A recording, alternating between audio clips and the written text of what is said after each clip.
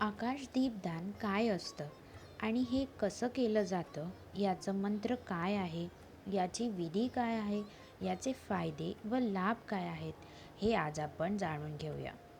कार्तिक मासामध्ये जो कोण व्यक्ती आकाश दीपदान करतो त्या व्यक्तीचे जन्मापासून ते आजपर्यंतचे जेवढे पाप असतील ते सगळे नष्ट होतात. हे ब्रह्माजी सांगतात नारदजींना.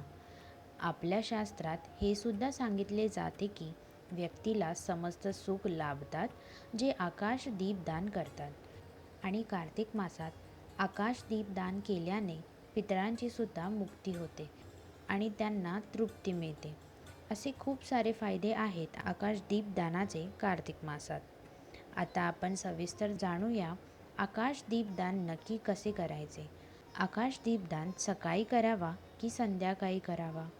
तर बघा, आकाश दीपदान हे नेहमी आपल्याला ब्रह्ममुहूर्तावर करायचे असते, म्हणजे की सकाळीच करायचे असते. पण बघा, सकाळीच करायचे म्हणजे आकाशात जेव्हा तारे दिसत असतील त्याच वेळेस आपल्याला दीपदान करायचे आहे. आता सकाळ म्हटलं की बऱ्याच जणांना असं वाटेल की आपण सकाळी साधारण 7-8 वाजता आंघोळ वगैरे देवपूजा करून सुद्धा दीपदान करू शकतो. पण तसं आपल्या शास्त्रात सांगितलेलं नाही आहे. खरं दीपदान हे सकाळी जेव्हा आकाशात तारे दिसत असतात त्याच वेळेत आपल्याला आकाश दीपदान करायचे असते. आकाश दीपदान करताना हे मात्र लक्षात ठेवायचे आहे की आपण साफ स्वच्छ वस्त्र धारण करून आंघोळ केलेली असावी. ब्रह्ममुहूर्तावर जेव्हा आकाशात तारे दिसत असतात त्याच दरम्यान आपल्याला आकाश दीपदान करायचे आहे. असाच दीपदान मान्य केला जातो असं शास्त्रात सांगितले आहे. कार्तिक मासात तसंही सकाळी आंघोळ करायची खूप महिमा आहे. तर 15 नोव्हेंबरपर्यंत कार्तिक मास हा असणार आहे. त्या दरम्यान शक्य असल्यास प्रत्येकाने ब्रह्ममुहूर्तावर सकाळी उठून आंघोळ करून घ्यावी. आता बघा, शास्त्रात आकाश दीपदान हा नक्की कसा करावा हे सुद्धा सविस्तर सांगितलेले आहे. बघा, आपल्याला मातीचा छोटा दिवा घ्यायचा आहे, ज्याला आपण दिवाळीत पणती म्हणून आणतो. तो छोटासा मातीचा दिवा घेऊन त्याला 4 वाती करायचे आहेत. 4 दिशेला 4 वाती असाव्या, जसे तुम्ही व्हिडिओमध्ये बघत आहात. पण आपल्याला लक्षात ठेवायचं आहे त्यापैकी एकच वात प्रज्वलित करायची आहे. अजून एक महत्त्वाची गोष्ट म्हणजे या दिवशी आपल्याला तिळाच्या तेलाचाच वापर करायचा आहे व त्या वाती आकाशाच्या दिशेने ठेवून घ्यायच्या आहेत. तुम्ही व्हिडिओमध्ये बघत आहात अशाच प्रकारे आपल्याला आकाश दीपदानचा दिवा तयार करायचा असतो. या दिव्याला प्रज्वलित करून आपण आपल्या टेरेसवर, बाल्कनीवर किंवा खिडकीवर ठेवू शकता. ठेवताना मात्र आपल्याला दिव्याला दोन्ही हातात घ्यायचे आहे आणि मग दिव्याला तांदळाचा आसन देऊनच आकाश दीपदानाचा दिवा ठेवायचा आहे. पण हे मात्र लक्षात ठेवायचं आहे की हा दिवा आकाशाच्या खाली असावा, कारण बऱ्याचदा असं होतं की जेव्हा आपण आपल्या खिडकीवर ठेवतो तेव्हा आपल्या खिडकीला पत्रे असतात, जेणेकरून तिथून आकाश दिसत नाही. तर आपल्याला हे लक्षात ठेवायचे आहे की दिवा लावल्यावर आपल्याला आकाश दिसला पाहिजे. तो दिवा आकाशाच्या खाली असावा. आता एक गोष्ट लक्षात ठेवा, आपल्याला हा दिवा असाच ठेवायचा नाही आहे. असाच दिवा ठेवल्याने लक्ष्मी माता नाराज होतात आणि म्हणून दिव्याला नेहमी आसन द्यावे. आणि म्हणून या दिवशी तुम्ही तांदळाच्या राशी नाही केल्या तरीही चालेल, तांदळाचे 2 दाण्याचे आसन तरी करावे. असं केल्याने लक्ष्मीजीची प्रसन्नता मिळते. आता बघा, आपण जो दिवा आणि तांदळाचे दाणे आपण एका दिवशी उपयोग केले ते दुसऱ्या दिवशी उपयोग करायचे नाही आहेत. आपल्याला नवीन दिवा व नवीन तांदूळ घ्यायचे आहेत. आता तुम्ही विचाराल, मग दिव्याचे आणि तांदळाचे काय करावे? तर बघा, तांदळाचे दाणे आपण पक्ष्यांना देऊ शकतो आणि दिवा हा मातीचा असल्यामुळे तुम्ही त्याला विसर्जित करू शकता. हे मातीचे दिवे असल्यामुळे यांचे काहीही प्रदूषण किंवा निसर्गाला काही हानी होण्याचे काही कारण नाही. म्हणून आपण हे दिवे झाडाखाली किंवा फोडून मातीत सुद्धा टाकू शकतो, जेणेकरून ते मिसळून जातील. आता बरेच जण हेही विचारतील की आपण पितळाच्या दिव्याने दीपदान करू शकतो का?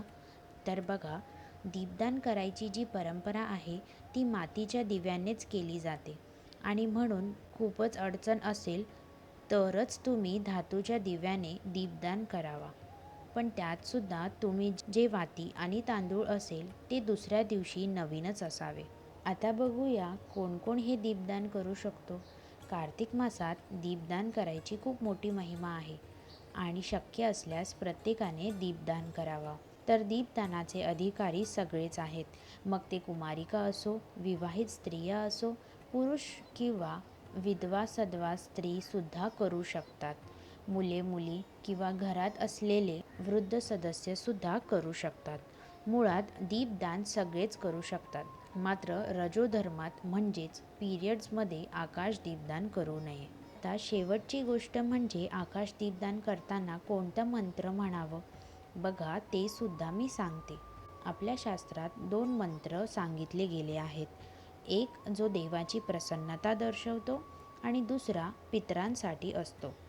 जर तुम्ही आकाश दीपदान देवाची प्रसन्नता मिळवण्यासाठी करत असाल तर पहिल्यांदा आपल्याला पूर्व दिशेला दोन्ही हातात दिवा घेऊन उभं राहायचे आहे व आकाश दीपदान करताना म्हणजे तांदळाच्या आसनावर दिवा ठेवताना पुढील मंत्र म्हणायचा आहे.